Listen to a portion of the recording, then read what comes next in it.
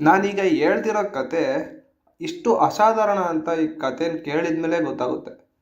1955ನೇ ಇಸ್ವಿಲಿ ಜರ್ಮನಿಯ ಲೈನ್ ಎಂಬ ಊರಿನಲ್ಲಿ ಚಿಲ್ಲಿಯ ಸ್ಟ್ಯಾಂಟಿಯಾಗೆ ಹಾರ್ತಿದ್ದ ಫ್ಲೈಟ್ 513 ಅನ್ನೋ ಲೂಫ್ತಾನ ಏರ್ಲೈನ್ಸ್ನ ವಿಮಾನ ಹಾರ್ತಿತ್ತು.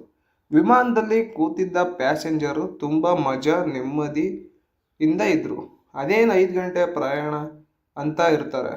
ಆದರೆ ಏನಾಗುತ್ತೆ ಗೊತ್ತಾ, ಆ ವಿಮಾನ ಟೇಕಪ್ ಆಗುತ್ತೆ.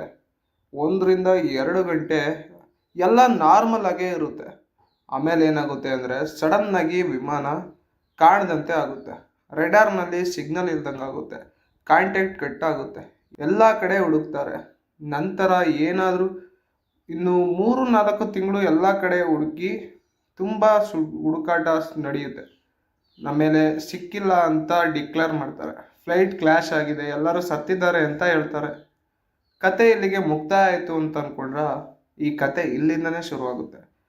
1984, 35 ವರ್ಷಗಳ ನಂತರ ಬ್ರೆಜಿಲ್ನ ಪೋರ್ಟೋ ಅಲೆಗ್ರೆ ಅಂತ ಊರಿನ ಏರ್ಪೋರ್ಟಲ್ಲಿ ಆಫೀಸರ್ಗಳು ದಿನದ ಕೆಲಸ ಮಾಡ್ತಾ ಇದ್ದಾಗ ಸಡನ್ನಾಗಿ ರ್ಯಾಡರ್ನಲ್ಲಿ ಒಂದು ವಿಂಟೇಜ್ ಪ್ಲೇನ್ ಸಿಗ್ನಲ್ ಸಿಗುತ್ತೆ. ಅವರಿಗೆ ತುಂಬ ತಲೆ ಕೆಟ್ಟೋಗ್ಬಿಡುತ್ತೆ. ಈ ವಿಮಾನ ಕಾಂಟ್ಯಾಕ್ಟ್ ಇಲ್ಲದೆ, ಪರ್ಮಿಷನ್ ಇಲ್ಲದೆ ಇಲ್ಲಿಗೆ ಲ್ಯಾಂಡ್ ಹೇಗೆ ಆಯಿತು ಅಂತ ಯಾರಿಗೂ ಗೊತ್ತಾಗಲ್ಲ. ಅವರು ತುಂಬ ಶಾಕ್ ಆಗ್ತಾರೆ. ಇದು ಯಾವ ವಿಮಾನ ಅಂದರೆ ಅದೇ ಫ್ಲೈಟ್ 513. ಅದೇ 35 ವರ್ಷಗಳ ಹಿಂದೆ ಮಿಸ್ಟರಿಯಾಗಿ ಮಾಯವಾಗಿದ್ದ ವಿಮಾನ ಆಗಿತ್ತು. ಅಥಾರಿಟೀಸ್ ಏನು ಮಾಡ್ತಾರೆ ಅಂದರೆ ಬೇಗ ಬೇಗ ಹೋಗಿ ಬಾಗಿಲುಗಳನ್ನ ತೆಗಿತಾರೆ. ಅವರು ಫುಲ್ಲು ಶಾಕ್ ಆಗಿಬಿಡ್ತಾರೆ. ಅಂಥದ್ದೇನಿತ್ತು ಅಂದರೆ ಹೊರಗಡೆ ಒಂದೇ ಒಂದು ಪ್ಯಾಸೆಂಜರ್ ಕೂಡ ಬದುಕಿರಲ್ಲ. ಸ್ಕೆಲಿಟನ್ ಸೀಟ್ನಲ್ಲಿ ಸೀಟ್ ಬೆಲ್ಟ್ ಹಾಕ್ಕೊಂಡು ಕೂತಿರ್ತವೆ. ಪೈಲಟ್ ಕೂಡ ಸ್ಕೆಲಿಟನ್ ಆಗಿ ಕೂರ್ತಿರ್ತಾನೆ. ಆದರೂ ಅತ್ತ ಗಮನ ಹೋಗೋದೇ ಇಲ್ಲ. ಫ್ಲೈಟ್ ಇಂಜಿನ್ ಇನ್ನೂ ಓಡ್ತಿತ್ತು. ಅದನ್ನು ಕಂಡು ಇವರು ಇನ್ನೂ ಗಾಬರಿಯಾಗಿ ಬಿಡ್ತಾರೆ. ಇದು ಯಾವ ಲಾಜಿಕ್ ಅಂತಲೇ ಅರ್ಥ ಆಗಲ್ಲ. ಸ್ಕೆಲಿಟನ್ ಸೀಟ್ ಬೆಲ್ಟ್ ಹಾಕ್ಕೊಂಡು ಕೂತಿರೋದು ಹೇಗೆ? ಇಂಜಿನ್ 35 ವರ್ಷಗಳ ನಂತರ ಇನ್ನೂ ಓಡ್ತಿರೋದು ಹೇಗೆ? ಈ ವಿಮಾನ ಇಷ್ಟು ವರ್ಷ ಎಲ್ಲಿಗೆ ಹೋಗಿತ್ತು? ಯಾವುದು ಸಹ ಅವರಿಗೆ ಅರ್ಥ ಆಗಲ್ಲ.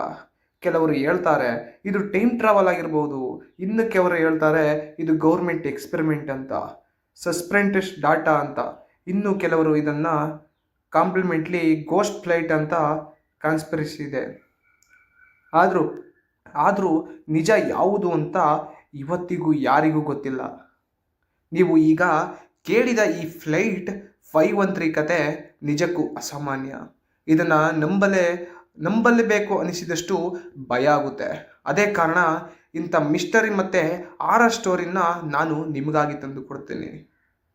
ಈ ಕತೆ ಕೇಳಿದ್ದಕ್ಕೆ ನಿಮಗೆ ಧನ್ಯವಾದಗಳು. ನಿಮಗೆ ಇಷ್ಟ ಆದರೆ ಲೈಕ್ ಮಾಡಿ, ಕಮೆಂಟ್ನಲ್ಲಿ ನಿಮ್ಮ ಅಭಿಪ್ರಾಯ ಹಾಕಿ. ಮತ್ತು ಇಂಥ ರಿಯಲ್ ಗೋಸ್ಟ್, ಅನ್ಸಾಲ್ವ್ಡ್ ಮತ್ತು ಟೈಮ್ ಟ್ರಾವೆಲ್ ಕತೆ ಕೇಳೋಕ್ಕೆ ಚಾನಲ್ನ ಸಬ್ಸ್ಕ್ರೈಬ್ ಮಾಡ್ಕೊಳ್ಳಿ. ನೋಡೋಣ ಮುಂದೆ ಯಾವ ಕತೆ ನಿಮ್ಮ ಮುಂದೆ ಬರುತ್ತದೆ ಅಂತ.